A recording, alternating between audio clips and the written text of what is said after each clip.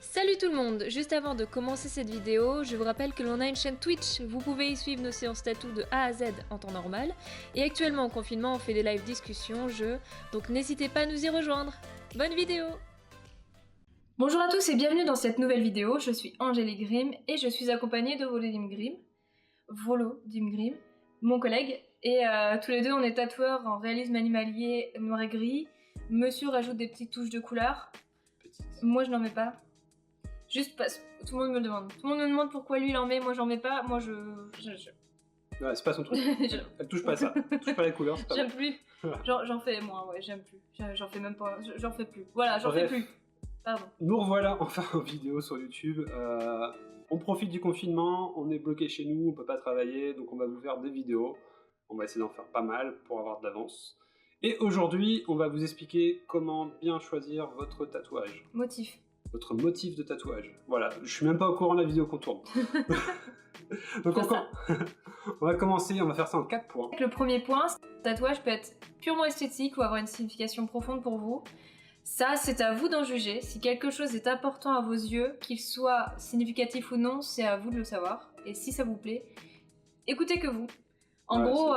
C'est quelque chose qu'on voit tout le temps sur les réseaux sociaux, c'est les mecs qui critiquent, oui, c'est pas... Il n'y a pas de signification derrière ce tatouage, c'est de la merde. Il n'y a pas de règle dans le tatouage. C'est pas ça veut rien dire, c'est débile. Non, si c'est quelque chose qui vous parle, c'est à vous que ça... C'est vous que ça concerne, c'est vous qui allez le porter toute votre vie. Voilà, c'est... Vous pouvez tout simplement avoir un coup de cœur pour un artiste, vouloir une pièce de cet artiste, et puis c'est tout. Moi, ça m'est arrivé avec une fille que j'aimais beaucoup, l'androgynette, qui... c'est une rencontre que j'ai fait, et j'ai beaucoup aimé un de ses flashs.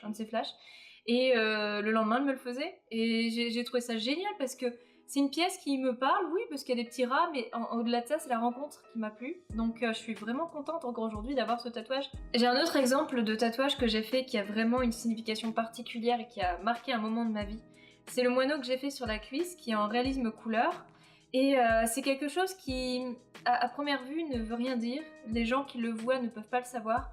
Mais pour moi, ça m'est très cher parce que ça me relie à une personne de mon entourage qui... Bah, mon père. C'est la personne la plus chère à ma vie avec Quentin. Oh, non, vous êtes tous les deux... Vous êtes les deux personnes les plus importantes de ma vie. Et je suis où par rapport à ton père? Non, le mec qui fout la merde. J'ai dit après mon père en plus sur le coup. Après ton père. Ouais. Non, vous êtes au même niveau. Okay. C'est pas bien de dire ça, je devrais dire mon père avant. Non. Non, mais c'est bon, bref. Je vais appeler ton papa, on va décider à deux. et du coup, vu comme ça, on pourrait pas le dire, mais en fait, c'est quelque chose qui m'est très très cher. Et je l'ai fait vraiment par rapport à une situation qu'on a connue tous les deux. Et quand je lui ai dit, si je me souviens, il a eu les larmes aux yeux, ça avait beaucoup touché. Donc, en plus de m'avoir touché moi, ça a touché mon père. Donc, c'est quelque chose qui m'est propre. Ouais, voilà. Encore une fois, un tatouage, vous pouvez le faire avec une signification ou non. Voilà, n'écoutez pas les gens qui disent « Oh, il n'y a pas de signification, c'est débile ». Vous faites un tatouage parce que vous en avez envie, parce qu'il vous plaît, point barre. On en reste là, il n'y a pas besoin d'aller plus loin. Si ça vous plaît, c'est bien. Alors le deuxième point, c'est tout simplement qu'un tatouage, c'est personnel. Alors j'explique ce point. Nous, en tant que tatoueurs, on a très souvent le cas de clients à qui on envoie un projet, ils adorent le projet tel quel, mais ils demandent l'avis à toute leur famille. Et ils reviennent. Et ils reviennent, ils nous disent « Ouais, mais bon, mon cousin, il n'aime pas ». Et alors, je comprends qu'on puisse demander l'avis de son entourage, mais un tatouage, c'est pour vous, c'est personnel, ça va rester sur votre peau à vie. Je pense que ça serait votre avis qui doit être prioritaire. Voilà. Je comprends tout à fait que vous demandiez l'avis de votre entourage, de votre femme en particulier ou de vos enfants, mais encore une fois, c'est vraiment sur vous. Donc, écoutez-vous d'abord. Je pense que le principal, c'est de vous écouter. Si ça vous plaît à vous, vous devriez le faire. Voilà. Je pense que tous les tatoueurs vont se reconnaître là-dedans. C'est le moment où on envoie notre projet, enfin ceux qui envoient par Facebook comme moi je le fais, c'est le moment où on envoie le projet sur Facebook et qu'on voit que la personne l'a vu et on compte le nombre de minutes, d'heures avant que la personne réponde, et ça je le sais, je vous vois. Je sais ce que vous faites. Je sais que vous êtes en train de le montrer. Alors la plupart le montrent, mais je sais qu'il y en a qui... Voilà, ils ont besoin de le voir une première fois, ils le laissent de côté et puis ils reviennent. Mais il y en a plein, je le sais très très bien, ils vont ils vont l'envoyer à tout le monde, genre « Qu'est-ce que t'en penses? Qu'est-ce que t'en penses ?» Je le sais parce qu'il y en a plein qui m'ont dit après quand je l'ai tatoué, genre je l'ai montré à mon entourage avant de le faire, ils ont bien aimé, hein. Ouais. Ça, ça se comprend encore une fois, mais voilà, votre avis devrait il devrait être prioritaire sur tout le reste. C'est vraiment, c'est pour vous. Si ça vous plaît comme ça, faites-le comme ça. Moi, le pire, c'est que des fois, je vois sur Facebook des mecs qui postent leurs projets sur des forums où c'est rempli d'inconnus et ils demandent leur avis aussi. Enfin, c'est votre avis qui compte, quoi. J'ai eu l'exemple d'une fille comme ça à qui j'avais envoyé le projet dans la journée, elle m'a dit qu'elle adorait. Le soir, elle me réécrit, elle me dit mais en fait, mes 2 fils et mon mari n'aiment pas, on peut tout changer. Je suis genre, tu m'as dit que t'adorais le projet, vraiment, elle avait adoré le projet. Bon voilà, ça c'est l'exemple typique qui me revient, c'est cette fois-là. Mais j'en ai eu plein d'autres comme ça. Donc voilà, écoutez-vous et on passe tout de suite au point 3. Alors le troisième point, c'est d'être original, essayez d'être original dans votre motif, parce que voilà, nous en tant que tatoueurs, on a des motifs et des demandes qui reviennent, mais 20 fois par jour. Alors juste, je sais pas si vous l'entendez, mais si vous entendez des craquements derrière, c'est Minos qui mange des croquettes. Du coup, donc essayez d'être original. Comme je le disais, on a des motifs des demandes qui reviennent 20 fois par jour. Par exemple, les dates de naissance, les horloges, les boussoles, des choses comme ça. C'est des choses qui reviennent tout le temps et c'est souvent avec la même signification. Par exemple, les horloges, il y a une date ou une heure dessus et c'est l'heure de naissance ou l'heure de décès de quelqu'un. Et je pense que quand vous pensez à quelqu'un qui vous est proche, il y a 1 million de façons de le représenter autrement que par une date ou une heure ou par cette horloge. Il y a tellement de choses à faire que c'est dommage de se limiter à ça. Alors je sais très bien que l'imaginaire collectif, on est tous influencés par ce qu'on voit sur Instagram et sur Pinterest. Du coup, vous vous dites « Ah putain, elle est belle l'horloge, donc tout le monde en veut. » Voilà, ça y va bien, j'ai envie d'avoir ça sur moi. Bon. Voilà. Après, encore une fois, ça vous est propre. On ne vous juge pas, mais on vous conseille d'être plus original. J'ai quand même été la fille qui a fait un tribal à 18 ans. Voilà. Tu vois. Je devrais fermer ma gueule, logiquement. Mais comme je suis tatoueuse et que j'ai du recul aujourd'hui, je vous invite à ne pas faire les mêmes erreurs que moi. On essaye, voilà, encore une fois, on ne juge personne, on essaye de vous orienter, d'avoir des tatouages les plus beaux, les plus originaux possibles. Originaux, pardon. Putain, ça y est, je suis prêt pour les anges. Appelle-moi Kim Boulot. J'ai entendu Kim Boulot.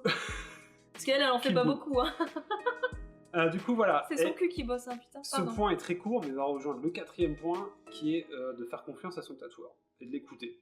Oui, parce que tout simplement, en fait, si vous avez une idée globale de votre motif, bon, on en a déjà parlé dans d'autres vidéos, mais on vous le rappelle, si vous avez une idée globale, que vous avez quelque chose qui vous tient à cœur, ou juste que vous voulez orner votre corps, bah, le plus simple, c'est peut-être juste d'en parler à un tatoueur qui vous plaît. Donc, première chose à faire, trouver le tatoueur qui vous convient.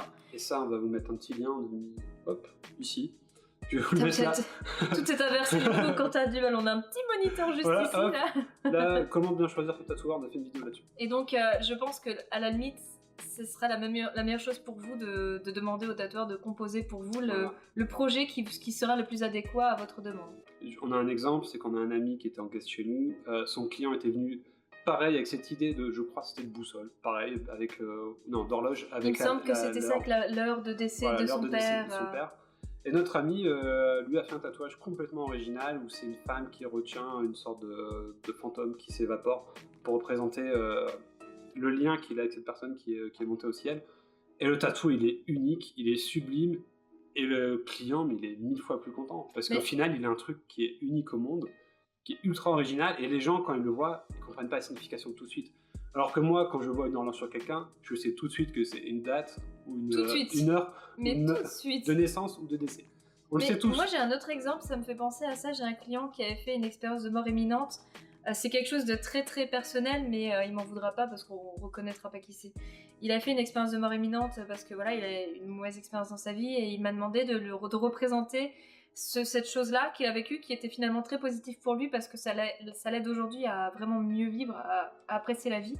Et on lui a représenté aussi ce passage par une personne qui s'en va dans les airs, mais c'était un endroit caché de son corps. Pour pas que les gens... Parce que quand on le voit, on peut se dire c'était un peu à part de tout ce que j'avais fait.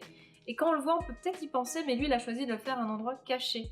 Et c'était très significatif de ce qu'il avait vécu aussi. Voilà, donc il m'a vraiment fait confiance, en fait, désolée. Mais il m'a juste dit, voilà, j'ai vécu ça, et comment tu peux m'aider et c'était parfait, en fait. C'était vraiment la meilleure façon de lui rappeler ce moment de sa vie qui était triste, mais finalement qui était joyeux pour lui. Et du coup, voilà, c'est quelque chose d'original parce que le client a fait confiance en Angélique et il a quelque chose d'unique. Et je trouve que c'est toujours mieux que d'avoir quelque chose vu sur 20 personnes. C'est pareil, on a des gens, ils demandent des tatous de stars de la télé-réalité.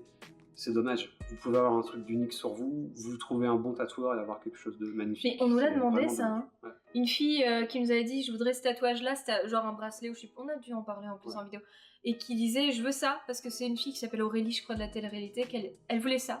On lui dit mais qu'est-ce qui est écrit? Elle dit je sais pas, je veux ça. Je fais, dans quelle planète?